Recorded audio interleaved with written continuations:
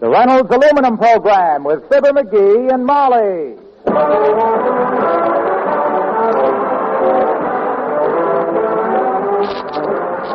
Reynolds Metals Company, makers of Reynolds Aluminum, presents Fibber McGee and Molly, transcribed with Bill Thompson, Gail Gordon, Arthur Q. Bryan, Gil Stratton Jr., and me, Harlow Wilcox. The show is written by Phil Leslie and Keith Fowler and directed by Max Hutto, with music by the King's Men and Billy Mills Orchestra. What every farmer wants is more income per acre. And one sure way to get it is to use a portable sprinkler irrigation system made of light, strong, rust-proof Reynolds aluminum pipe. You move this equipment from field to field, have water where you want it, when you want it. It's light to carry. A 20-foot length of 4-inch pipe weighs only about 15 pounds. And the results in increased crop yields are amazing. Often the increase is enough to pay for the whole system in one season. Your pastures will feed more cattle with this modern irrigation. 2, 3, and even 4 times the number of head per acre. Your growing season is stretched far into the fall. Then you just store your Reynolds aluminum pipe outside without fear of rust. Worth looking into, isn't it? Get your copy of the big 16-page booklet, More Income per Acre. Write to Irrigation, Reynolds Metals Company, Louisville 1, Kentucky. That address again is Irrigation, Reynolds Metals Company, Louisville 1, Kentucky.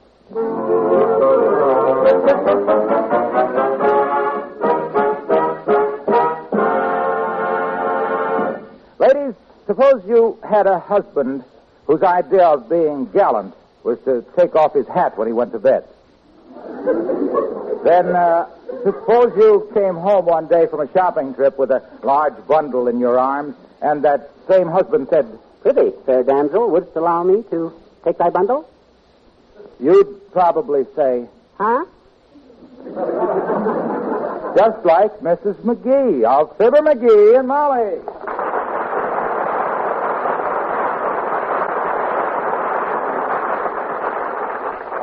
Would you mind repeating that, McGee? Not at all, not at all. I said, "Prithee, fair damsel, wouldst allow me to take thy bundle?" Oh, sure. Take the bundle. And take an aspirin. Take a tonic. You're not well. No doubt my language does seem strange. As soon as I taketh your bundle and put it on the table, I will explain it. Yes, I wish you would it. What goes on? Well, that was a sample of the new McGee, kiddo. The Courteous McGee that's replaced the old McGee, which I used to have the manners of a Chinese bull in a shop. Oh, you shouldn't say that about Chinese bull. Huh? I mean, you shouldn't say that about yourself. Well, why not? Didn't I always put cigar butts in your sewn basket? Well, yes. And didn't I wipe my hands and face with the his towels and wipe my shoes with the hers towels? That's true. And didn't I read the newspaper at the breakfast table and poke a hole in the middle of it so that I could drink coffee without putting it down? That you did. Now, let's face it, Tootsie. I've been real uncouth, but that's all over. From now on, I'm going to be politer than a Pekingese pup in a backyard full of bulldogs. You know, I think I'm going to like this, sweetheart. To what do I owe this change for, I hope, the better? I am reading a book, The Life of Sir Walter Raleigh. Sir Walter Raleigh? Yep. Lived more than 300 years ago, and they're still writing books about him. And why? On account of because he was polite. Why, do you know what he done? Yes. I'll tell you about it. You see, Sir Walter was loping through the streets of London one time, wrapped up in one of them long velvet cloaks that nobody wears nowadays except wrestlers. He must have made a pretty picture. It was sloppy weather and the streets was full of mud, and all of a sudden here comes good Queen Bess without her overshoes. The careless girl. And Sir Walter sees the Queen prowling around the puddle, so quick's a flash. He whips off his velvet cloak and spreads it over the puddle so she can trot across without getting her dogs danced, see? That kiddo is real courtesy. It certainly is. So, Sir Walter Raleigh is going to be your model. Right. I'm going to act like him and talk like him and be like him. Maybe 300 years from now, there'll be a book about Sir Fibber McGee.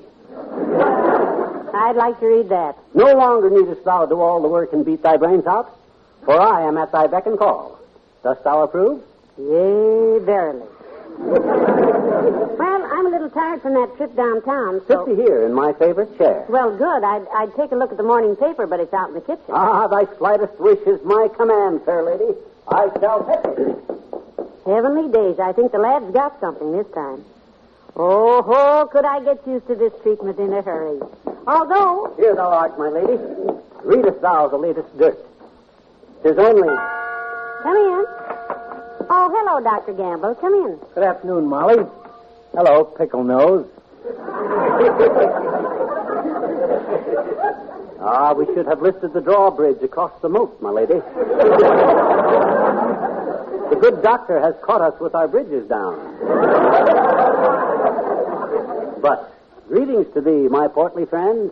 What's with him, Molly? Somebody slug him with a loaded plum pudding? No, he's been reading about Sir Walter Raleigh, Doctor. And a truly great man, fat sire.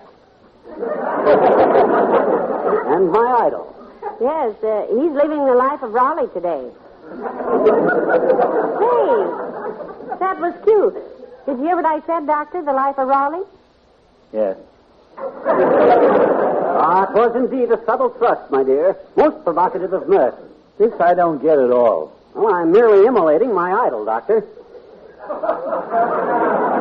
So long as you, sire, are a guest in my house, you shall get naught but sweet talk from me henceforth.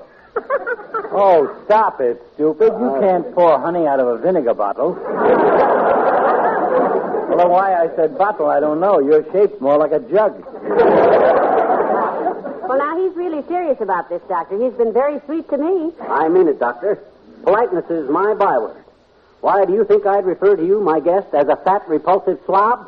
Never. I'm too polite. Isn't he sweet? Yes. It doesn't seem possible, Molly, that this is the same McGee I've known and despised for 20 years. You think I'm going to answer that by saying that the dislike of a lemon-headed lout with a satchel full of sugar pills and a head full of nothing is a compliment? Nay, Doctor. Forsooth. Can this be the same little rat who pulled that contemptible trick on the golf course last fall? It is indeed the same little rat, kind sir. What did he do on the golf course, Doctor? Oh, I had to match one, Molly. All I needed was a 3-inch putt.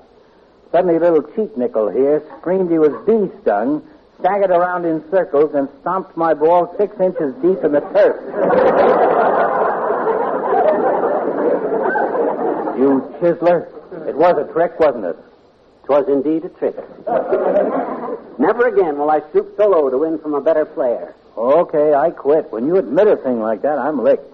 I'll just have to get used to this, I guess. A new McGee with a heart of gold to match his gold tooth.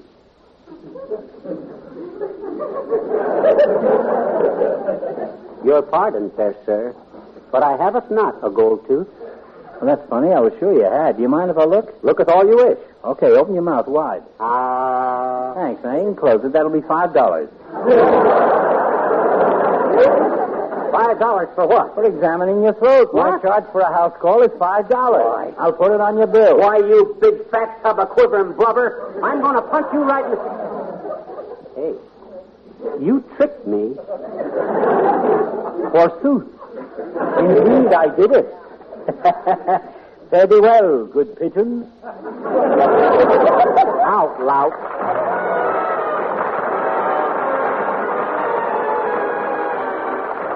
Billy Mills from the orchestra and second star to the right.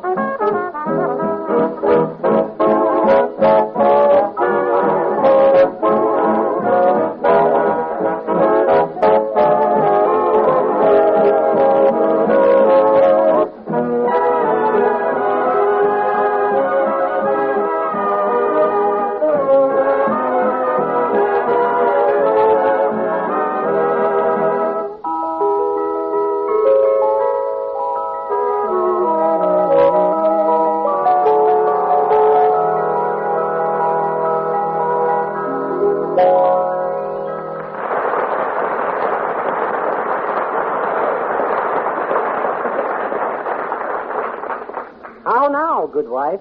Dost I see thee with a rag in thy hand? Yes, you dost.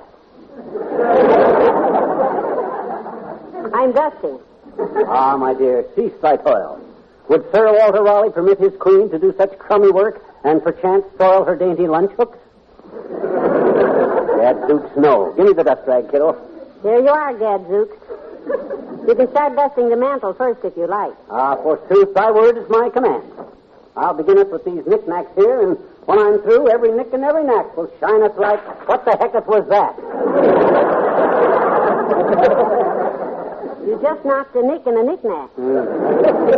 Look at it, the little china bust of Cupid asleep that Aunt Sarah gave us. Ah, grieve not, good wife. It can be stucketh back together. Yeah, but, McGee, I wish you hadn't broken it. I love that little thing. It was the nicest bust I ever saw. Yeah, and the loudest bust I ever heard. Yeah, don't you get it, my lady? Tis a yes. Come in.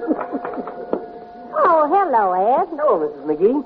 Mr. McGee, I brought your box of alfalfa Coronas. Well, greetings on me, little man. Delivery boy with cigars of tan. Boy, that's quite a hello, Mr. McGee. That's the new Mr. McGee, Ed. He's selling Courtesy today. Sir Walter Raleigh is his model. Yeah. Sir Walter Raleigh. Oh, he was the guy with the mud puddle bit, right? That's the man, Ed.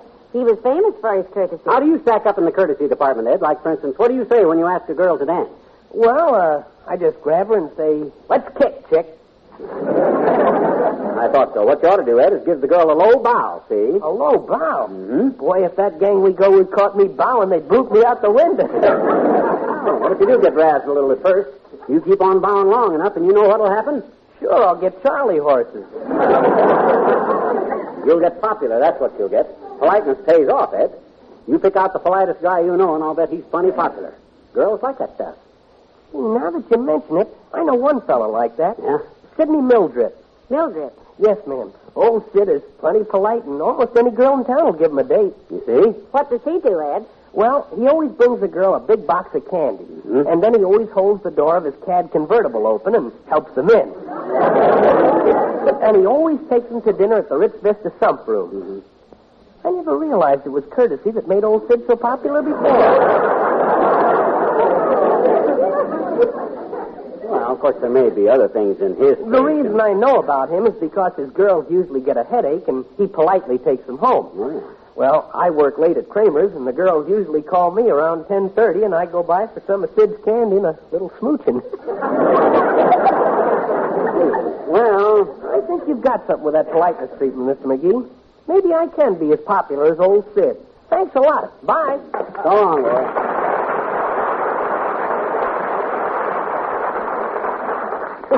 I think the lad is a little confused there. You said it. Hey, what's he going to do? Well, I thought I'd go upstairs and get my sewing basket. I've got a lot of mending to do. Say no more. I'll... Much as I thought I was going to like this, it's getting a little monotonous. I never saw. There. You are. My dear, your sewing basket. Heavenly days, that was a fast trip. Yeah. Yeah, I'd have been quicker, only I stopped in to put a few pair of socks in I punched the toes out of. Well, what else can I do for you? Oh, Molly, hi, pal. Hello, Mr. Wilcox. How now, kind sir? How now? I thought they only said that to brown cows. Well, it's the McGee version of the way Sir Walter Raleigh talks, Mr. Wilcox. Yeah, and he's my ideal. Courtesy, that's the stuff I'm handing out now. Well, this I never dreamed of. All my guests are going to be treated with the utmost respect. In the past, perchance, I have showed some lack of interest in the subject quite dear to your heart, but that's all over. Oh? In case you've got something you'd like to say, I'll bring it up myself. Reynolds Aluminum, forsooth. Taketh it from there. Well, gee whiz, I would like to tell you about Reynolds Lifetime Aluminum Flashing, A pal. most notable product, sir. Prithee, tell us how this flashing is the metal one uses on roofs and around chimneys and over doors and windows to prevent leaks. Yeah, I will. And beyond that, Tell us why aluminum maketh the best flashing. Because it's rust-proof and costs less and is easy to shape and trim. Speak up, knave. Oh, okay, yeah, I will. Tell us about the special package of Reynolds flashing, which contains 10 aluminum sheets, each 18 inches wide and 4 feet long. Okay. What's wrong, kind sir? Has the cat got thy tongue? No. Then tell us how you I've buy been Reynolds trying to- Lifetime aluminum flashing from our hardware or building supplies dealer. Be it my guest. No, I think I'll leave now and come back sometime when your manners aren't so good. But thou hast scarcely said a word about Reynolds' lifetime aluminum flashing. Yeah, and if the Reynolds boys send me a nasty letter about it, I know who to blame. Really? No, Raleigh. Goodbye.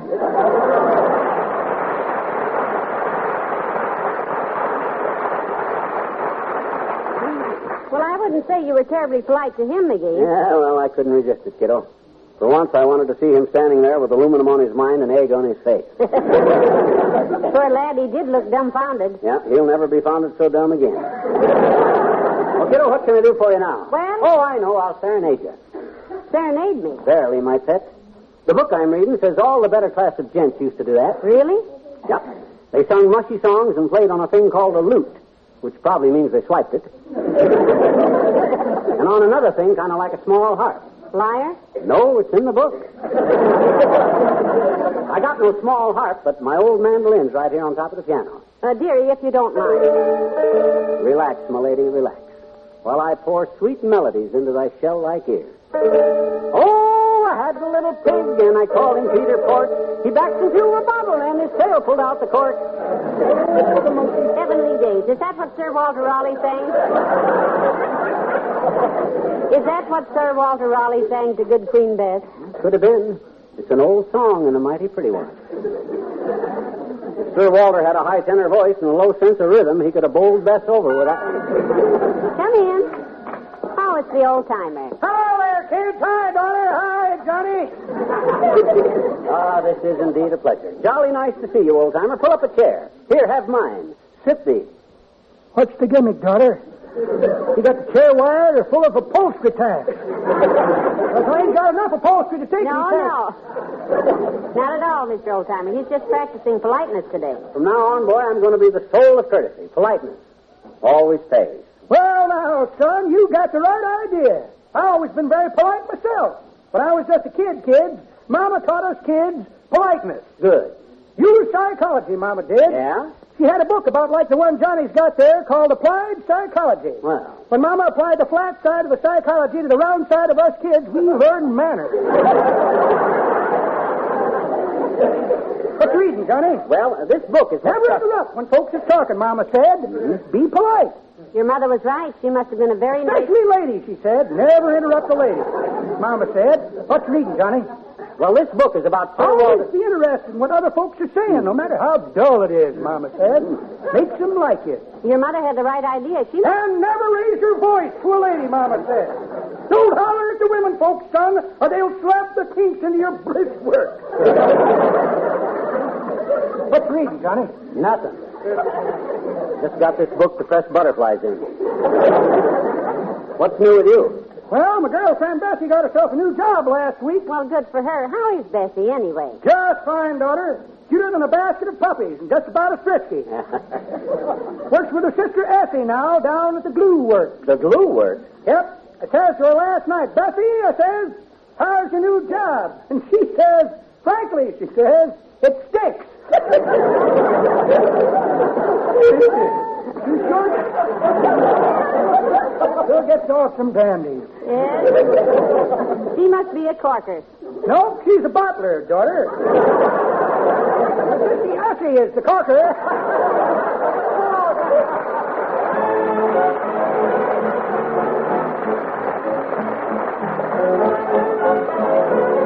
The King's Man and the Wondrous Word of the Lord. I hear the pretty music and the singing, the wondrous word. I hear the pretty music and the singing, the wondrous word.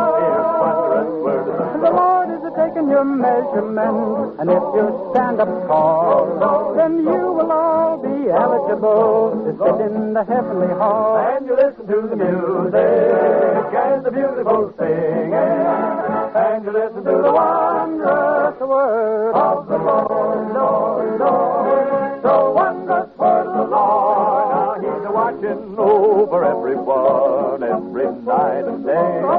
So heed the wisdom of that word, and you never forget to pray. And listen to the music by the heavenly choir. Listen to the wondrous word of the Lord, oh Lord. Oh, the wondrous word of the Lord. and sister, now the congregation, are you ready and able for the celebration? Better listen to the words that I'm going to say. You better get ready for the judgment day. Oh, you must be ready for his call, no matter where you roam. So walk that straight and narrow path, and it will lead you home. And you listen to the music and the beautiful singing, and you listen to the wondrous word of the Lord. Oh, hear the pretty music and the singing, the wondrous word of the Lord. Oh, listen to the singing of the wondrous word of the Lord.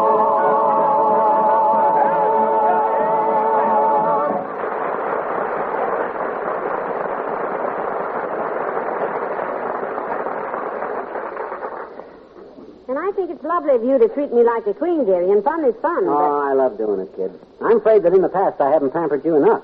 Oh, yes, you have. I have? Pampered you? Oh, I thought you said hampered me. Oh. Look, now, I've got... I'll get it. Wonder how Sir Walter Raleigh answered the phone. He probably just said, Palace, Raleigh speaking. Maybe so. Palace, McGees residence. Who? No, nobody here by that name. Funny, that sounded like Doc Gamble. Who did he want? Asked for a guy named Guy Fawkes. You know any guy named Guy Fawkes? No, there was a lad around the palace by that name, but he blew. Oh. McGee, hand me my apron off the sofa. I've got to get out and start dinner. Say no more, my dear. Stay thy hand. I shall prepare thy sup. Oh, no. It ill becomes a gentlewoman to toil with the victuals. I shall don thy apron and proceed. Oh, dear. Come in. Good afternoon, Molly. McGee. Gadzooks, it's the Lord Mayor himself. Pray enter, your worship. How is that? Just his way of saying come in, Mr. Mayor. Hi there. I see. What brings on the Peoria-type Elizabethan dialect, McGee? You trying out for the role of the butler in the second road company of Lady Windermere's fan? I am reading a book, Homer. Sir Walter Raleigh. Very sterling character. Made up my mind to copy him in every way. I see. Where did you read that Sir Walter Raleigh wore a pink ruffled apron? Well, that's his own touch, Mr. Mayor. Yes, I am about to prepare our evening repast, your worship, so that my lady may be spared the rigors of the skilletry.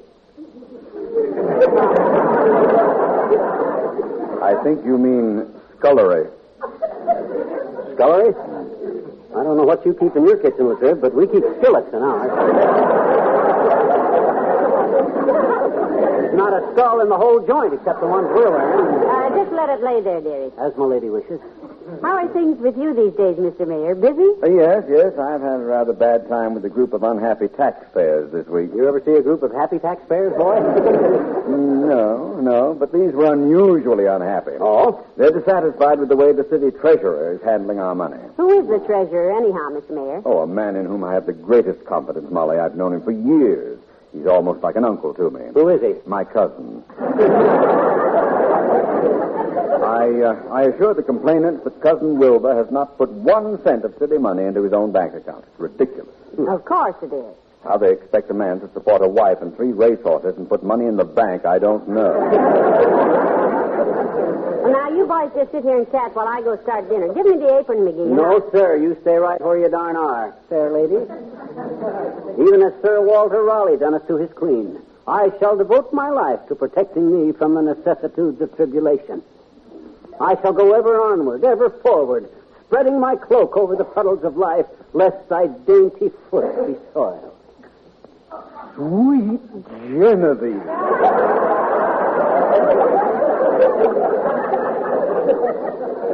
Isn't that sickening? You know, it's been like this all day, Mr. Mayor. Betcha, that was the secret of Raleigh's success, Latrivia. He devoted his entire life to just doing nice things for Queen Elizabeth.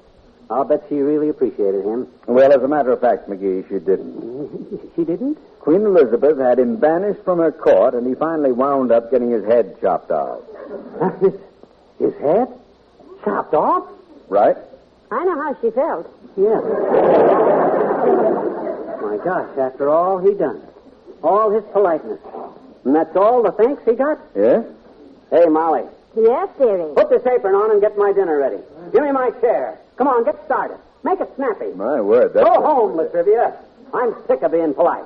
Come on, Molly, get with it. I want my Well, dinner. thank goodness I've got my husband back.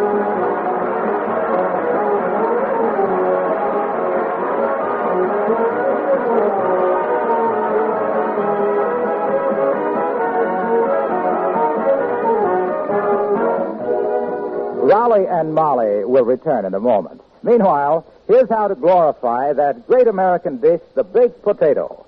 Bake yours in Reynolds Wrap.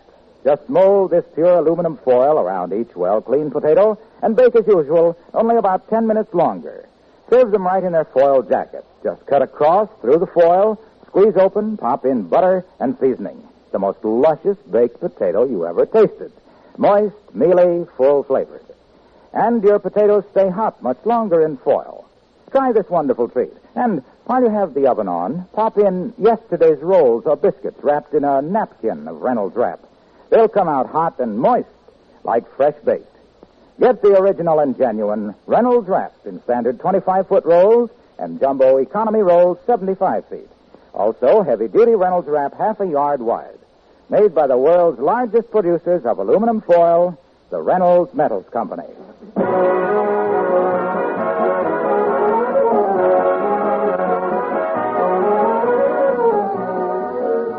You know, Molly, I'm not just cut out for that Walter Raleigh sir stuff. I'd like to be your gal at night, but I guess I just ain't the type. Well, I don't expect you to come galloping up on a milk-white steed, sweetheart. You'd only get saddle sores anyhow. I guess so. Anyhow, even if I don't act like it sometimes, you always will be my queen, Tootsie. And you will always be my good night. You what? Good night. Good night. Good night, Al.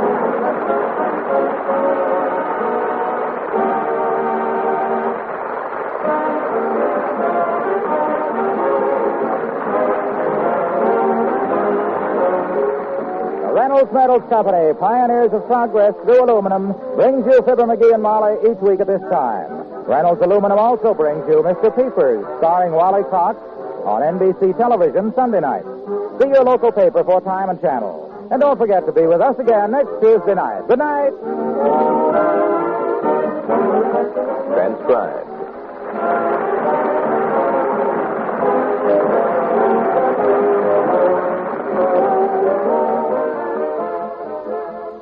Tonight, play Two for the Money with Herb Schreiner on NBC.